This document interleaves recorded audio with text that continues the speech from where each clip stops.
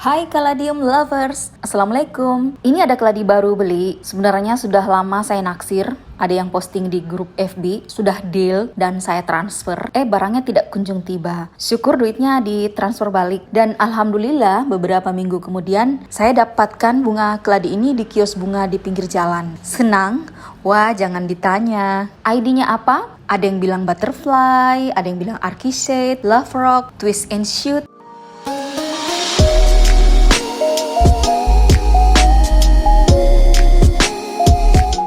Bangkok Beauty, dan setelah saya googling hanya twist and shoot yang memunculkan keladi yang persis seperti di video ini. Jadi kita sepakati namanya twist and shoot ya. Baiklah sobat, tonton terus, jangan di skip, jangan lupa like, komen, dan subscribe ya.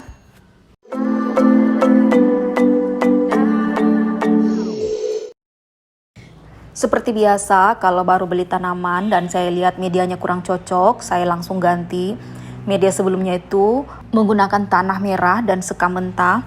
Ini kurang bagus dipakai untuk jangka panjang karena unsur haranya minim sekali dan becek. Berbeda ya media tanam yang menyimpan air dan becek. Kalau menyimpan air itu medianya hanya sekedar lembab. Tapi kalau becek ketika diperas airnya menetes dan pot pun jadi terlihat belepotan. Seperti biasa untuk keladi saya pakai media tanam tanah, sekam, daun bambu kering, dan sedikit kohe.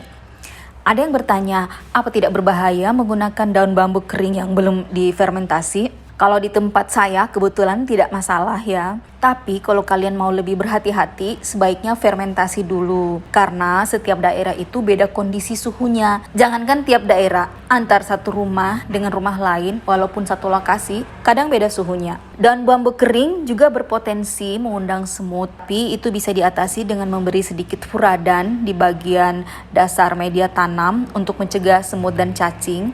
Atau kalaupun misalnya sudah terlanjur, kemudian bersemut, itu bisa diberi furadan sedikit saja di pinggir-pinggir potnya.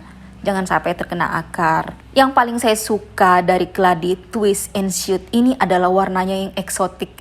Antara merah maron dan merah kecoklatan. Totol-totolnya menonjol dan ujung daunnya bergelombang. Sejak masih muda ujung daunnya memang sudah bergelombang. Keladi ini banyak jenis warnanya. Ada yang dominan hijaunya, ada yang totol-totolnya cuman dikit, ada yang perpaduan antara merah maron dan putih kemerahan, ada juga yang merahnya ngejreng dengan ujung-ujungnya yang berwarna hijau. Keladi ini sepertinya warna dan coraknya itu sangat dipengaruhi oleh iklim setempat dan media tanam. Dan sepertinya keladi ini ukuran maksimal daunnya sudah seperti yang ada di video ini ya, karena keladi ini sudah ada tunas bunganya. Ini apa nih namanya yang seperti ini. Jadi dia bukan jenis keladi yang daunnya bisa sebesar keladi-keladi lain. Kalau saya salah, mohon dikoreksi ya. Sebenarnya saya sudah punya twist and shoot yang masih remaja. Tapi ini sepertinya kurang menarik. Warnanya pucat, daunnya lebih tipis, dan totol-totolnya kurang. Sementara yang baru saya beli ini, daun remajanya bahkan daun babynya sudah terlihat tegas warna dan coraknya. Totol-totolnya juga sudah lumayan timbul. Berbeda dengan yang satu ini. Saking tipisnya, daunnya gampang sobek. Oh ya, abaikan potnya yang jelek ya. By the way, banyak yang suka tanya, pupuk apa yang saya pakai untuk tanaman keladi saya? Sebenarnya, saya itu malas banget pakai pupuk. Paling juga sesekali saya siram pakai air cucian beras, itu pun tidak rutin. Saya lebih fokus pada media tanam, membuat media tanam dengan kandungan unsur hara yang mencukupi untuk keladi. Ini dia manfaat atau unsur hara yang ada dalam media tanam yang saya gunakan. Yang pertama, daun bambu. Daun bambu mengandung unsur hara, fosfor, dan kalium yang bisa mempercepat pertumbuhan tanaman. Daun bambu kering mengandung mikroorganisme yang bisa menyuburkan tanah dan dapat menekan pertumbuhan jamur yang merugikan tanaman. Kemudian yang kedua adalah kohe kambing. Unsur hara yang terdapat dalam kohe kambing itu sangat tinggi, yaitu adalah nitrogen, fosfor, dan kalium. Nitrogen merangsang pertumbuhan daun, batang, dan akar, sehingga membuat batang jadi kokoh dan kuat, serta daun semakin hijau.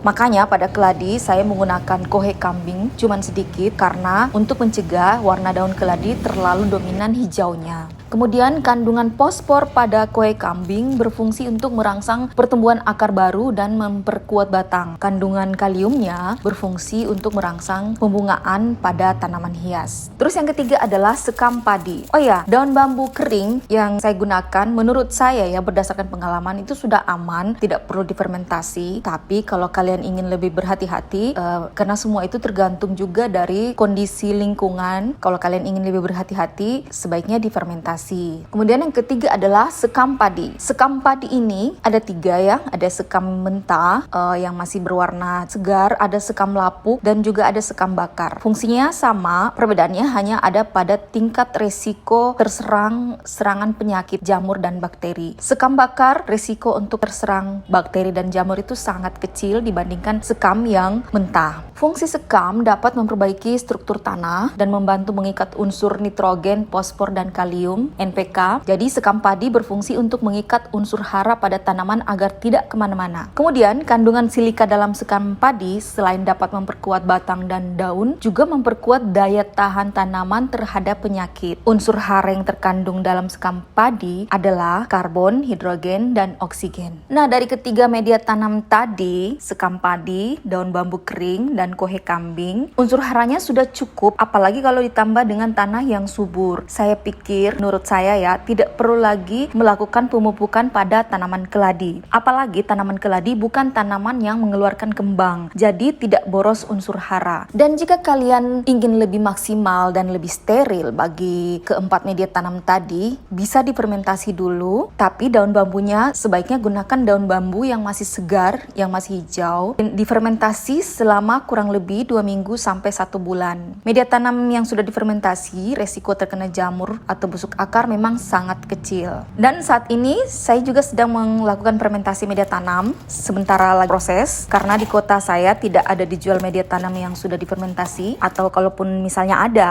sepertinya saya kurang yakin. Lebih bagus racik sendiri, komposisi dan kualitas bahannya lebih meyakinkan. Dan saat ini juga saya sudah mengambil kotoran sapi yang sudah menjadi tanah, yang sudah lama mengendap di tanah, terurai secara alami di alam bebas, jadi tidak perlu difermentasi lagi. Saya dapatnya jauh di kampung sana, itu pun agak susah dapatnya karena kotoran hewan yang benar-benar sudah menjadi tanah itu agak susah kita dapatkan. Ciri-ciri kotoran hewan yang sudah berfermentasi secara alami itu adalah teksturnya itu sudah menyerupai tanah, remah.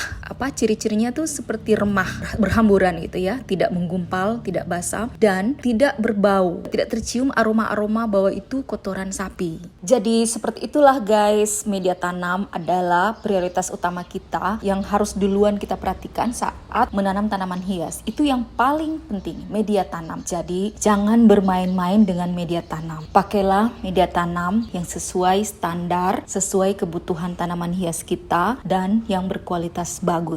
Karena itulah yang akan membuat kita akan mendapatkan apa yang kita inginkan dari tanaman hias. Nah, kalau tanaman hias kita juga tumbuh dengan kerdil, jelek, dia tidak akan menghibur kita, dia tidak akan berbakti seperti yang kita inginkan. Karena tempat yang kita berikan, media yang kita berikan juga tidak layak untuk dia. Bukan begitu? Apakah kalian setuju? Jika kalian setuju, tulis komentar kalian di kolom komentar. Dan terima kasih sudah menonton. Bye-bye. Lupa satu hal lagi yang perlu saya tekankan untuk yang kesekian kalinya, bahwa saya tidak melayani penjualan online tanaman hias saya. Saya bukan penjual tanaman hias. Kalaupun ada tanaman hias saya yang sudah bisa dijual karena sudah banyak, sudah beranak, itu saya hanya menjual pada orang-orang terdekat di sekitar saya, teman-teman yang sekota dengan saya. Mohon maaf, jangan tanyakan harga dan jangan tanyakan apa bisa dibeli online apa tidak, karena saya bukan penjual tanaman hias online. Terima kasih, mohon maaf sekali lagi. Bye-bye. Assalamualaikum.